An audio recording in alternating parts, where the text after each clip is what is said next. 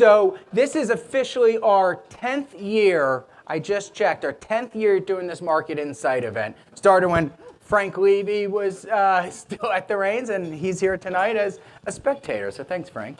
Yeah. Also, I have to say it's nice to see everyone in person. This is the first time we've done it in person since the pandemic, and boy, does it feel human again, doesn't it? So I want to give you a couple quick updates just on Diversified. We think we owe it to you as our partners in this journey, this financial journey, and we appreciate you. So we believe in transparency and open and honesty and telling you what's going on. So this past year was both an exciting year and a challenging year, as you can imagine. It was our first year with Diversified Tax. We figured if we're going to be a leading financial service firm in the industry, and we want to do that by driving the most value, we have to have taxes more integrated in our business. So we started Diversified Tax, or bought it, acquired it, and it was both challenging and also fruitful for us. We know we have a lot to do there. We know that we're going to get it right. We know that it's going to be as wonderful as our wealth platform, and we are dedicated to that business. Also, recently, we just started Diversified Insurance, sort of a spin-off of already, we figure if we're going to offer comprehensive planning and everything under one roof, insurance is important in your liability needs. We already had been doing life insurance, long-term care, disability to protect our clients in that comprehensive fashion. But just recently, and in the crowd tonight, I guess as a spectator, is Rick Martin, who has retired from his old job. Thank you, Rick. And joined us. So now we offer property and casualty insurance to insure our clients' homes and automobiles because, again, we want to be that one-stop shop. And that's just getting started, so more of that in the future. Also, this past year was exciting because it brought to us 2 new offices. Our Birmingham, Alabama office, Roll Tide, and Cape Cod, Roll Tide. This trend will continue. We believe by merging and having these firms join us, we're bringing top talent to our firm and resources so that we can drive the most value to our clients. So that will continue for years to come, we hope. When we find people and resources that can be accretive to our process and your value, we're going to look to continue to do that. That said, I want to make sure everyone knows that we intend, unlike the big shops out there, we do, one of what we believe is our uniqueness is that we care about each client. You're not an account number to us. No matter how large or not we get, it is about you in this room and streaming, whoever's watching. And so that is something that I and the leadership team promises to everyone here, is that your needs come first. And that's why we're making these moves, is to be truly the most value-packed firm. And our motto here, our mission, is to make sure we can help you achieve your goals and uncover it so you can live the best and happiest life possible. And that's what keeps us going at night and in the day and keeps us motivated to move on. So the year ahead, what do we have planned for next year? Besides hopefully continued growth, we are planning to really improve our infrastructure from efficiencies, operational efficiencies, and resources. We have some technology, both internally and externally, we plan to roll out next year just to smooth the process and give you a better and better experience, because we strive for excellence here at Diversified. We also are planning to open our new office, which will be our flagship. I'll call it down the road. We'll be moving sometime this year. We acquired an office building, and we figure we want to make it boutique and special. And so we're excited, hopefully first quarter, maybe second quarter. You know, if anyone's built anything these days, they know how it goes. But hopefully we'll be seeing that, and you'll be seeing us in a new office. So those are the updates of where we are, where we're going. We're excited. We're energized about it. I want to make a couple acknowledgments before we get to the main show and some housekeeping things. So first of all, I want to thank our charitable partner in CACS, or Kennett Area Community Service, which is a great nonprofit right over the border here. we decided to partner with them after searching long and hard to really figure out, as we get bigger, we want to make sure that we get back to our community. And they're a great organization. Thank you everyone here for whatever they provided for them, and we will continue to support them. So thank you. Thank you to this beautiful Greenville Country Club. I keep hearing from everyone here tonight saying how wonderful it is, and the staff and the leadership here is wonderful. Thanks to our wonderful ladies, Kelly and Sarah, who put on this evening. Thanks to Denzel and Bernard and the Boys and Girl Club volunteers here tonight who are getting some crash course learning. I'd like to thank all of the partners, too many to name specifically, that helped put on this event, so we appreciate them. Two more thanks, and then I promise I'm done. One is to all of our employees. You guys don't get to see it every day like I do, but these people wake up and work tirelessly and care about the product and your successes. And it's heartwarming to me to see, and I just want to thank them for all the hard work that they do day in and day out. Everyone here has seen emails at 6 in the morning and 9 at night. I mean, these people really go above and beyond, so thank you to all of you.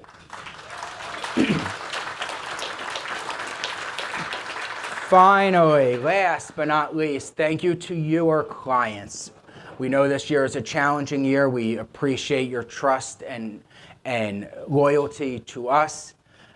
Not only that, we've grown this year, so thank you for continually introducing us to others you know we can help. It means a lot, and we're honored to touch other lives, so thank you to you. So definitely a round of applause for you guys. Thank you.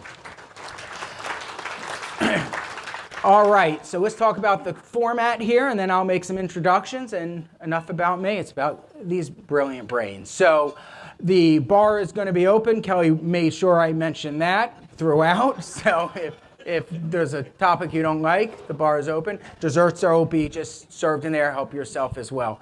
We plan for this to go about 45 minutes. For the first half hour, Ash, I prearranged questions and to ask both David and Mike. David from JP Morgan, Lebovitz, and Mike Horwath, who was our Chief Investment Officer. You've seen his face all over, and I think you'll be as impressed as I am at both of these brilliant minds. But I'll ask that. I'll open up for a couple minutes of question and answers, Q&A.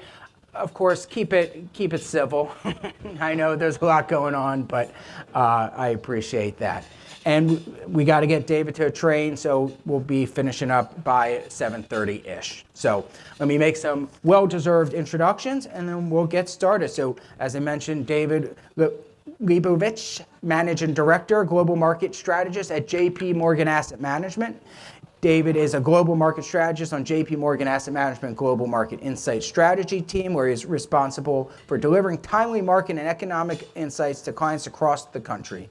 He's appeared on CNBC and Bloomberg TV and has been with JP Morgan for 12 years. And if he doesn't make his train tonight, his 3-year-old will not be happy, his wife has told him.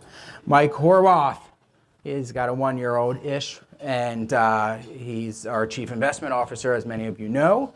He leads our investment committee and the direction of the investments at our firm, overseeing the ever-changing global investment landscape. He's a CFA, which is charter holder, and has his FINRA Series 6, 63, and 65. So thank you for joining us, gentlemen, and let's have some fun, shall we?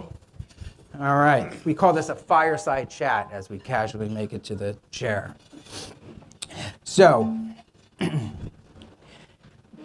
Andrew to David, it says. So I guess that's... Let's get this party started, David. Well written, Mike. Everyone knows this year has been quite the ride. But can you break down the economic conditions and drivers that got us from the beginning of 2022 up through today?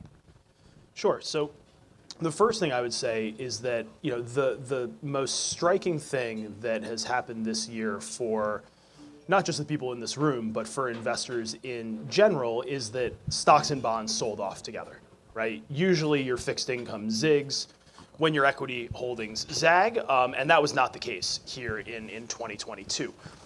When we think about the reason why, it really comes down to one simple fact, and it's the Federal Reserve and what the Federal Reserve has been doing. We came into this year with a view that the Fed was very much behind the ball. The Fed, I think, to an extent, knew they were behind the ball. And so what did they do? Right? They started hiking interest rates very aggressively. Now, higher interest rates, right? What does that mean for bonds? It means lower bond prices. Higher interest rates, what does that mean for stocks? Well, it means a higher discount rate, which means those future cash flows are worth less. And centrally, what the Fed has been trying to do is get inflation under control, right? The pandemic saw huge amounts of capital injected into not just the US economy, but the global economy more broadly. That has driven inflation, and the Fed has been trying to get that inflation under control. And so when we think about what's gone on in markets so far this year, it's really been about the Fed chasing that inflation bogey, tightening monetary policy, trying to slow the economy, trying to create slack in the labor market. That's been bad for both stocks and bonds. The only two assets this year with positive returns, commodities and cash. And again, it's all about the Fed. Right. You know, you said something interesting. Mike, why don't you talk to this, because you've educated me quite a bit this year on it.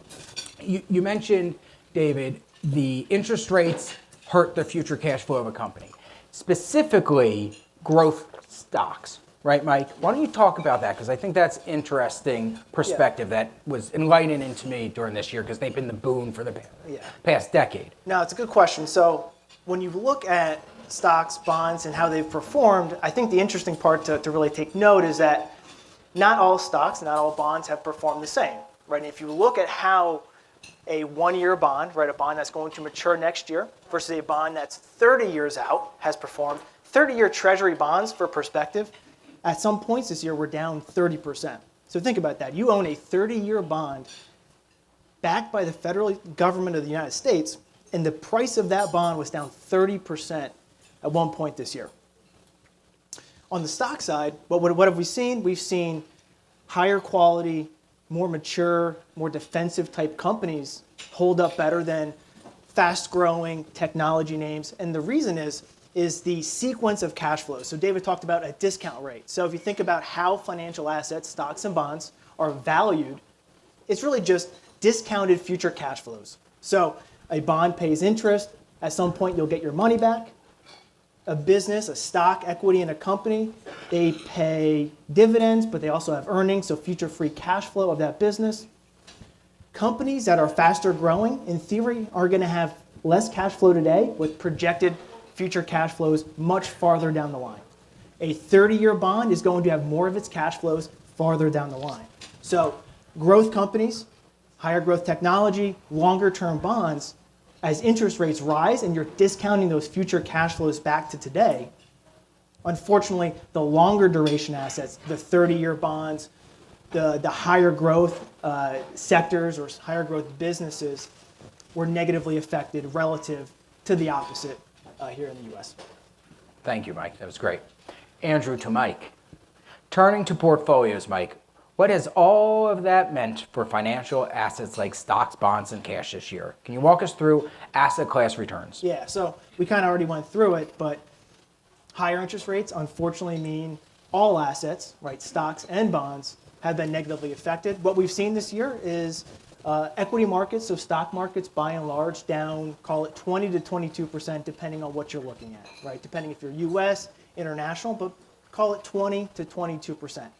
And the interesting part to all of that is it is entirely driven by what we would call multiple compression, just meaning as interest rates rise, the value or the valuation that people are willing to pay, the multiple that people are willing to pay on a company's earnings are less. So stocks, call it 20, 22% down. The bigger surprise or the bigger challenge for investors has been the Barclays US Ag Index, right? The normal proxy for the US bond market is down about 16% through yesterday. So it's been a rough year outside of commodities and outside of really cash for both stock and bond investors. Right, and I believe that'll be the worst bond return year ever, right? Is that, I mean, basically The Barclays Ag is tracked back to, call it 1976, Six.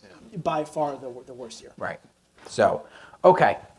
So with that recap in mind, Mike, we see articles all the time out there these days, and are they clickbait or not, that talks about the 60-40 portfolio is dead, right? Yeah. We preach diversification at Diversified, shockingly, right? Yeah. What have you? Yeah, so, good question. When we think about it, I think you have to take two steps back. One, the 60-40 portfolio, right, the 60% stocks, 40% bonds, is kind of that old school proxy idea, right, of diversified portfolio. And for decades upon decades, it worked very well, right, as interest rates dropped from the mid-70s through the late teens, right, the 2020. Bond markets did extremely well, stock markets did well. That 60-40 portfolio treated you very well.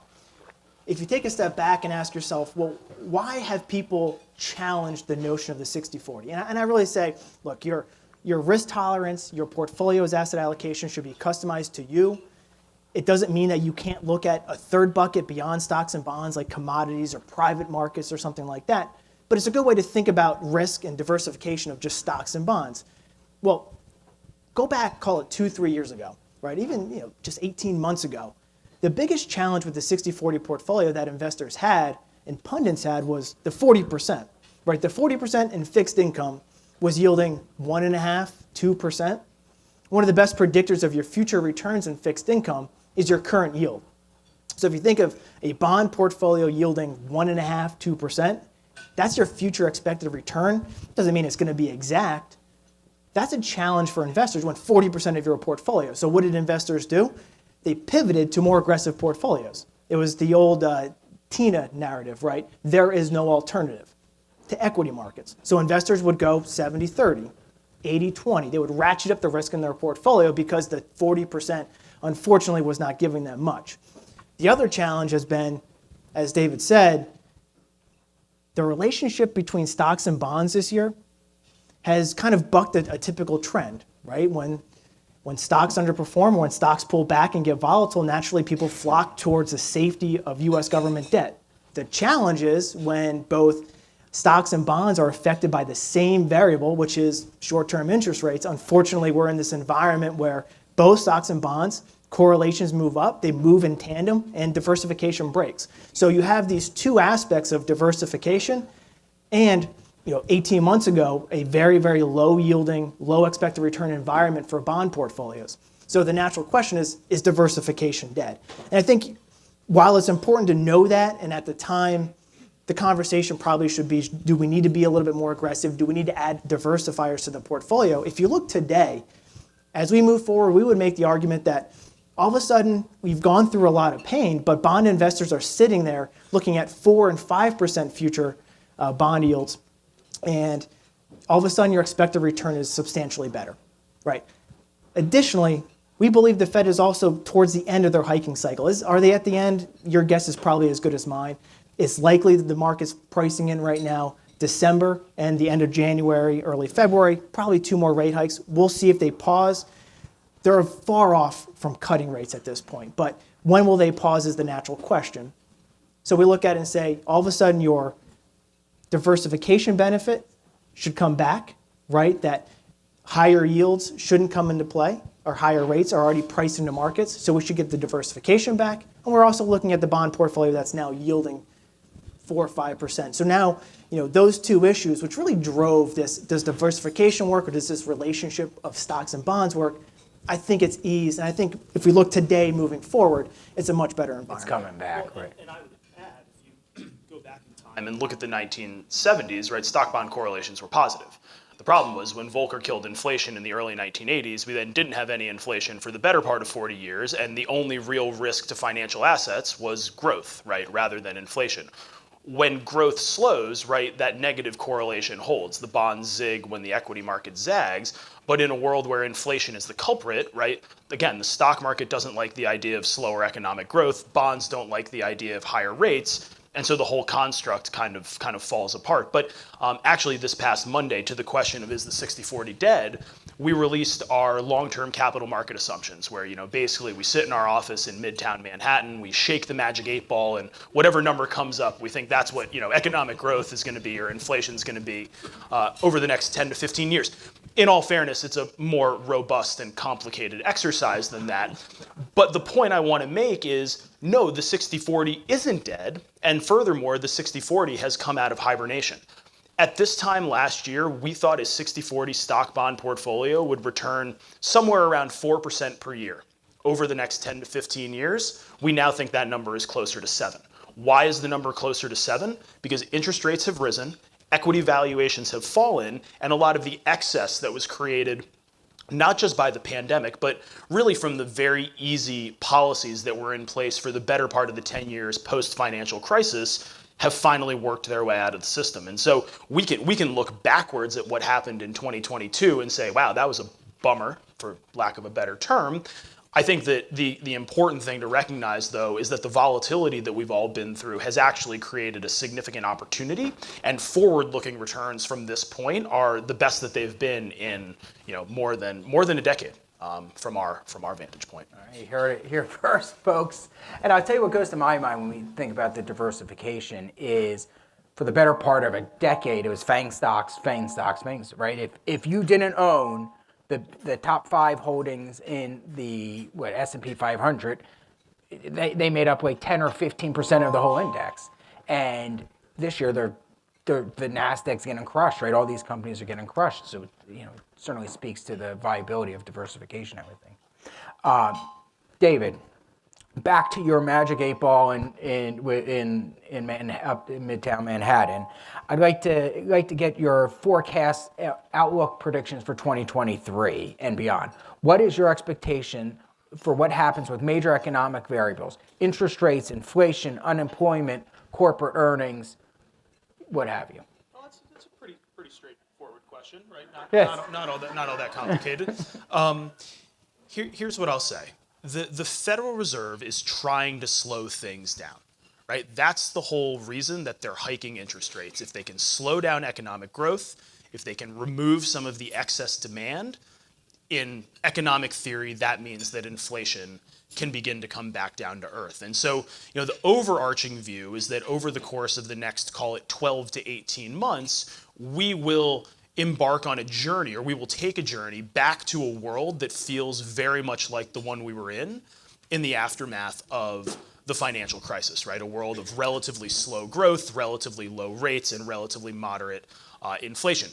The question, as always, is what does the path look like from A to B? And I think that's where it gets a little bit tricky. Let's start with economic growth. Again, the Fed is trying to engineer a slowdown in economic activity, and based on what we're seeing in the data, they are starting to have some success. And so we think at a minimum, growth will continue to slow as we move into 2023.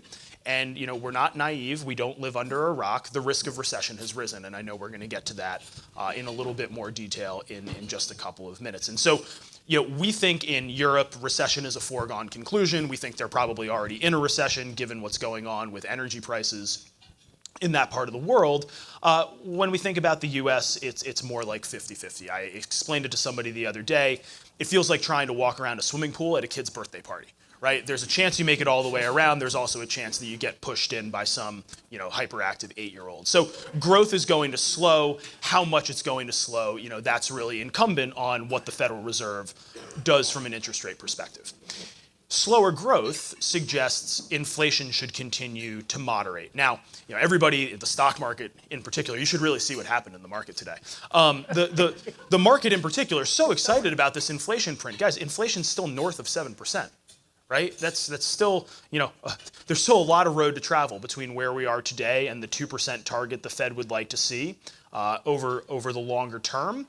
We do think inflation has peaked. We do think inflation is going to continue to decelerate, but it's not going to happen overnight. Inflation is arguably the slowest moving variable in all of economics. And so given what's happening in places like the housing market, given what's continuing to happen with things like supply chains, given what's happening in the labor market, right, where we're seeing some of the most robust wage growth that's been observed in the better part of 40 years, we think inflation is going to continue to come back down to earth, but we're not so sure that we get there by the end of 2023. To us, inflation getting back down to that 2% level is probably more a story for the beginning of 2024. So growth is going to slow. The silver lining is that inflation is going to soften as well. And this has led a lot of people to express fairly significant concern about the outlook for corporate profits, right? We were talking earlier, and maybe it was probably a little bit aggressive to get into discount rates right off the bat, particularly when the bar's been open. But basically, the way that people think, the way that we think about equity markets and equity market returns over time is that stock prices follow earnings, right? So over the long run, it's all about the ability of a company to generate profits. And there's a lot of pessimism around the profit story in 2023. But again, we think that there's a silver lining here, which is that inflation it stinks if you're a consumer, right? When I go to the grocery store, when I go to fill up the car with gas, when I go, starting to do some holiday shopping, like everything's expensive, right? You can't get out of the grocery store for less than two girls at home, so less than $250, right, is kind of the bare minimum. That higher inflation stinks if you're a consumer, but if you're a business, it's just called pricing power, right? And it actually allows you to defend your earnings, to defend your profits, and defend your margins. And so while we think that earnings growth will slow and could potentially even turn negative for calendar year 2023, we don't think the bottom is going to fall out like a lot of people are expecting. And again, it's that inflation component that helps keep sales growth above water and prevents the bottom line from being impacted as much as it would in a lower inflation environment. And so, in general, this backdrop that we expect for 2023 is one of moderating economic activity, cooler inflation, and softer corporate profits. But, as you were saying earlier, we think the Fed is getting pretty close to being done. And I would argue that interest rates, definitely long-term, potentially short-term, will be lower at the end of 2023 than they are at the end of 2022. I think particularly when you think about things like the 10-year Treasury yield, right? Long-term bond yields, 10-year Treasury yields tend to reflect the macroeconomic outlook much more so than they reflect what's happening with policy in real time. And so there's a world out there where if growth is slowing, even if the Fed is continuing to hike on the short end of the curve, you could see those long-term rates begin to come down. I think that would lead to a better behaved bond market. It would lead to a better behaved stock market. Again, it's been this dynamic of interest rate volatility that's really been the destabilizing force for capital markets over the course of the year so far. Mike, talk about, David said something interesting. So it's all about inflation, we know. What do we have to see in inflation for the markets really to today? I actually did see the market, but which is why I'm here. Otherwise, I was not going to show up. But what are the markets waiting for? I mean, we saw some positive stuff here, raised basically 1% down. What's that number where the markets really give a sigh of relief? Yeah, I mean, it comes down to the Fed is going to stop hiking and they're going to pause long before it gets down to that 2% level. What they're going to want to see, though, is this changing of economic data, right? They're going to want to see the employment situation, which we haven't really gotten to, but the labor market's been one of the most challenging things for the Fed to deal with. When we talk recession, the Fed is literally trying to slow economic growth. So we can't be surprised that economic growth is going to slow because that is exactly what they are intending to do and trying to do. The biggest challenge for them this year has been partially the labor market, right? The labor market's extremely tight. There's nearly 2 job openings for every 1 person looking for a job. So people are getting pretty good offers from companies. Wage growth has been pretty strong. When people are making more money, they're willing to pay more money for goods and services. So it's been one of the biggest challenges. We're going to want to see, one, the softening of employment data. Where does the Fed need to see inflation go to really stop? As David said, as good as the report was today, and good kind of in quotes, year over year, headline inflation was still 7.7, right? Headline inflation includes energy and food. If you strip out energy and food, it's still 6.3. 6.3, I'm not that good at math, is still bigger than 2 to 2.5. That's the challenge. Wrong crowd Right. to tell me about. We'll go back to discount rates. He's really good at math. Really good. Yeah, no, wrong crowd for that. Yeah, right. But at the end of the day, we want to continue to see core inflation on a month-over-month basis continue to come down. And this is what we talk about internally. The biggest challenge is how often is CPI, Consumer Price Index, measured? It's once a month. So even as the Fed's doing all this work, we still have to wait 1 month, between reports. So we need to see continued softening in inflation. Likely they're going to want to see softening in the labor market, right? So while the unemployment rate going up is not necessarily a good thing, sometimes bad data is good data for us, right? They're likely to want to see that unemployment picks up and that the labor market normalizes quite a bit before they're going to want to pause, and then before even rate cuts are on the table again.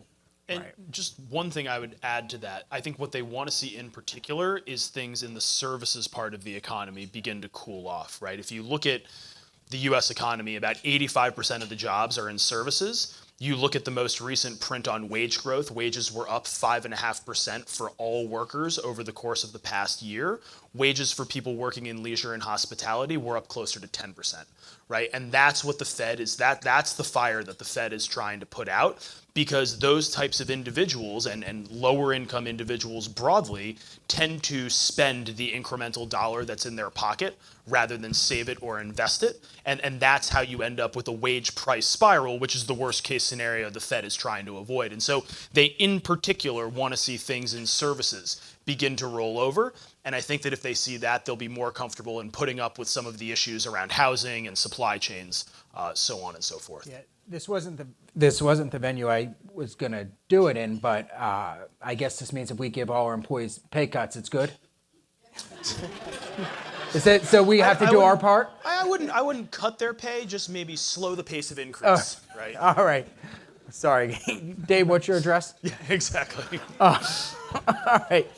So, all right, couple more questions, then we'll open up, because I know we want to leave room for a few more questions before David has to catch his train here. So, David, back to you. What gives you optimism for portfolios next year? So, there are really two things that make me optimistic about 2023. One is that everybody feels horrible, right? And so the amount of pessimism that I see out there, to me makes me more optimistic. And actually, if you look at the University of Michigan Index of Consumer Sentiment back to 1970, if you bought at a peak in sentiment, your average return over the next 12 months was about 4%. If you bought at a trough in sentiment, your average return over the next 12 months was 25%. Now, I'm not saying that if you buy stocks today when everybody feels lousy, you're going to make 25% over the next year. But what I am saying is that it's much better to buy when everybody feels kind of downtrodden, as opposed to waiting for things to look, feel, smell better.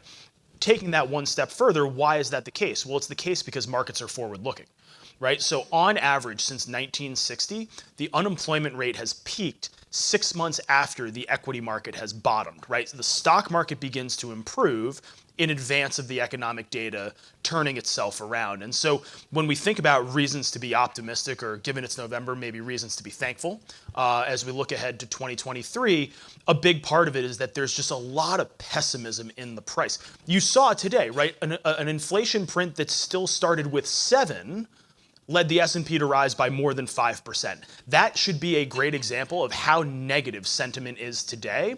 The combination of that negative sentiment, the fact that markets at some point are going to be able to see the other side of this high inflation world with tighter policy and slower growth, they're going to sniff that out before it shows up in the numbers. And that's part of why we are increasingly constructive on the outlook for next year.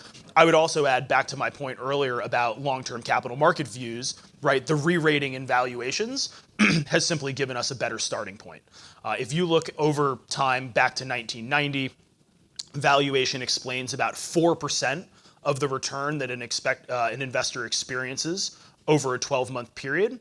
If you look at that over 5-year periods, the number goes to 40%. So valuation can explain 40% of the return over a 5-year period. Those more favorable valuations today are going to result in more robust returns, not even over the long run, but more so in the medium to long term as well. Right. So I feel good that everyone feels terrible.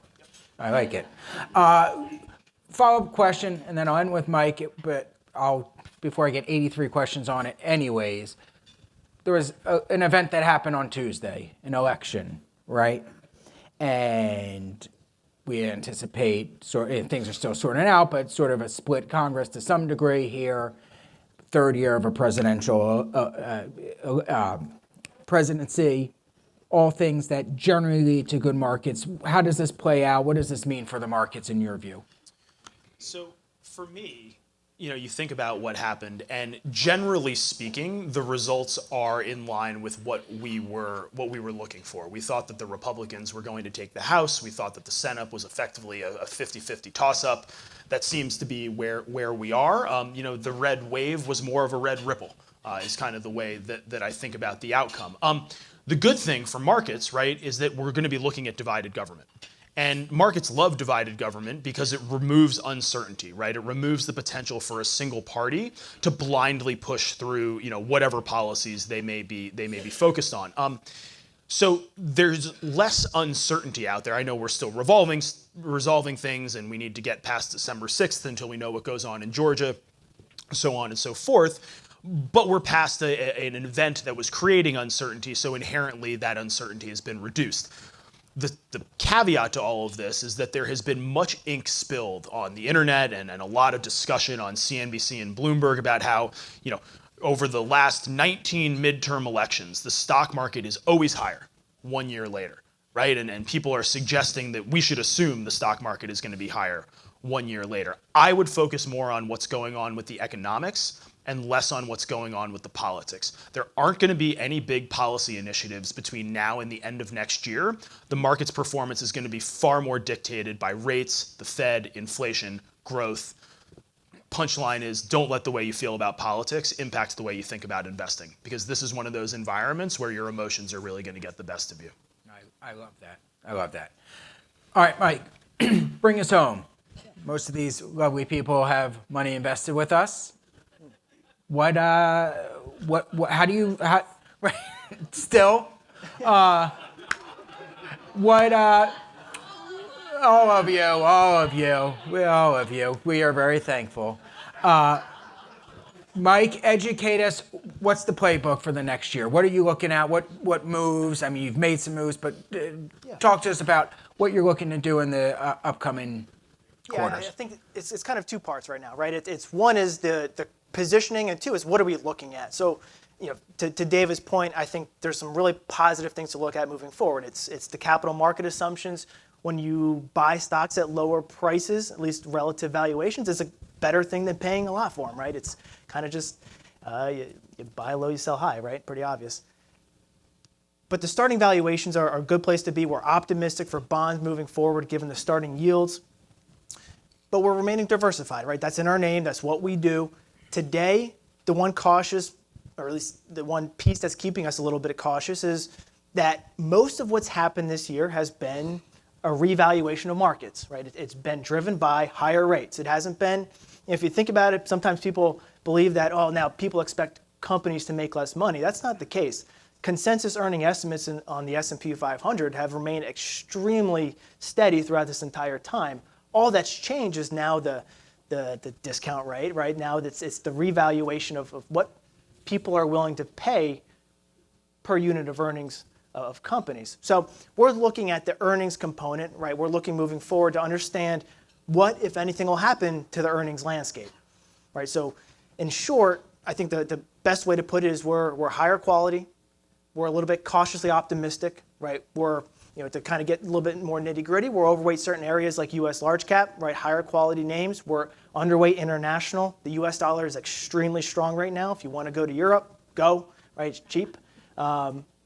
But we're overweight U.S. large cap, higher quality. On the bond side, same idea, right? Higher quality means we're up in the capital structure, means we're going to be focused on higher credit quality names, right? Government securities, investment grade corporate bonds, mortgage-backed securities, mostly AAA, AA, single A, higher quality, just because they'll hold up better. Not that below investment grade or higher yielding things aren't providing decent forward-looking returns. The challenge is an environment when you have volatility, you have potential corporate earnings slowing or economic growth slowing. What happens to high yield bonds or higher risk fixed income is that, they sell off, right? They sell off like stocks do because the concern over default rates rising. So really the short way to put it is we're cautiously optimistic, but we're definitely higher quality than we've been in a long time.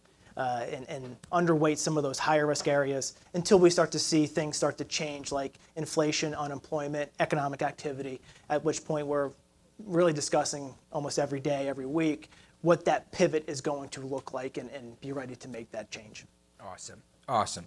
Okay, I want to be sensitive to your time. Let's take one or two quick questions, and then I got to send him on a train so his daughter doesn't get mad. So tomorrow is Bring Your Parent Day to school, which is why it's very important that I get myself home tonight. The last train. Right. So he's a brilliant economist and a great father.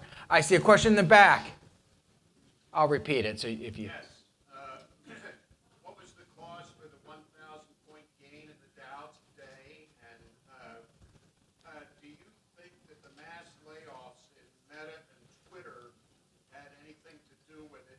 What can you expect about employment in the future? Okay, so question on what was the driving factor today, and is this the layoffs here anything to do with it, and is this a trend that we're going to see upcoming? Sure. I'll take the meta side. You want to take the Sure. The other side. So in terms of the layoff component, David mentioned it earlier, right? As economic growth slows, as top line revenue slows, what's going to start to happen is you're going to see corporate profit margins, which were extremely healthy, start to shrink. And what's the playbook for really management to do is they're going to start laying people off. Zuckerberg has pretty much come out, and that's a more company-specific issue. But interestingly enough, right, they announced that they're going to lay off 11,000 people, right, 13% of their workforce, and their stock's up 6% during the day, I think yesterday it was. So the market reacted really well. This is something we expect to happen, right? We expect, and it's probably going to be a more positive thing for markets than it is negative, because that unemployment, that labor market component needs to slow, and it's something that we're likely to see as profit margins start to contract. You're going to see companies try to slim their workforce, and from a Meta perspective, they also admittedly overhired along, just from a growth perspective, they admittedly overhired during that time. Really bad sign for diversified employees here, if this is what it takes. So maybe just to piggyback on that, I think today was really about the inflation report, right? And investors cheering the fact that inflation cooled in a more meaningful way than expected, despite a significant contribution from both energy as well as housing. On the Twitter Meta margins topic, if we take a step back, right, there are basically two ways to defend your profit margins. You either pass along higher costs to the end consumer, or you reduce your expense bill. Now, if you're an energy company, right, if you're ExxonMobil and the price of oil goes up or it gets more expensive to pull oil out of the ground, what do? You charge more for the oil, right? You have that pricing power. Not a lot of these tech companies have that type of pricing power. And so their profitability next year is going to be determined by their ability to manage their labor bill, right? Because labor is the biggest input into these capital light types of businesses. And I think part of what is getting the market excited or giving the market a little bit of confidence is these businesses have been run horribly from an expense perspective for a very long time. My friends who work at places like Google, 3 free meals a day, cars to and from the office, right? Work from home, work from the office. Like JP Morgan, they're like, here's some coffee and some water, and you better be here at least 3 days a week, right? So it's very different in the way that these businesses operate. And I think, frankly, what you're seeing is that the tech companies have had their moment in the sun. I still think that they should be in portfolios and that they'll generate solid profits over time. But they're figuring out how to run businesses that aren't being blessed with, all the things they were blessed with during the early stages of COVID or in the aftermath of 2008 when rates were basically pegged to zero. So a combination of the two, but it all comes back to this central dynamic of, how do we maintain or defend profitability in a world where inflation is leading the Federal Reserve to actively try and slow economic activity. That's great. All right, let's take one more so he can make Parent Day.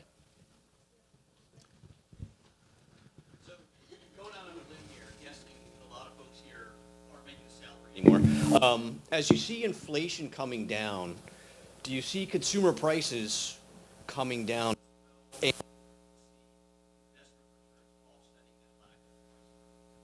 Okay, so the question so everyone can hear it is, Phil so astutely assumed that all you young faces were not employed anymore. That was his words, not mine. But he said, inflation coming, will earnings and returns offset, or will prices actually come down so gas isn't $100 to fill up? So my take is that it's going to be the former more than the latter, right? Deflation tends to be relatively rare. We saw deflation in goods prices for 25 years as the world globalized, and we included China in the WTO, but that was really a one-off event. When you look at services prices, they don't really go down, right? It's more about the pace of increase slowing. That said, what have we been talking about today? Well, we've been talking about, the most robust wage growth that we've seen in 40 years. We've talked about a repricing of financial assets, which has improved our expectations for forward returns. And so I'm more inclined to think that, the pricing power issue, right, that consumers are dealing with is going to be more resolved by investment portfolios and wages and less by an outright fall in consumer prices. Particularly things like food and energy. The echo of what happened in Eastern Europe earlier this year is not going to go away anytime soon, and I think we're looking at structurally higher food and energy prices, at least over the course of the next couple of years. Okay, great. That was awesome. I want to be sensitive to everyone here's time and to your time, David. So thank you so much for lending your resources and expertise today. Thank you to our own Chief Investment Officer, Mike Horwath. I think you can see why we have such belief in him at the helm. And of course, thank you to everyone for coming tonight and joining us. And we are here for you. Know that through good times and bad. And we truly appreciate every last one of you in the audience here physically and not here. So thank you all very much. And if things get real bad, we'll do these events monthly so you can get a free meal. So, all right. Thank you. Thank you, everyone.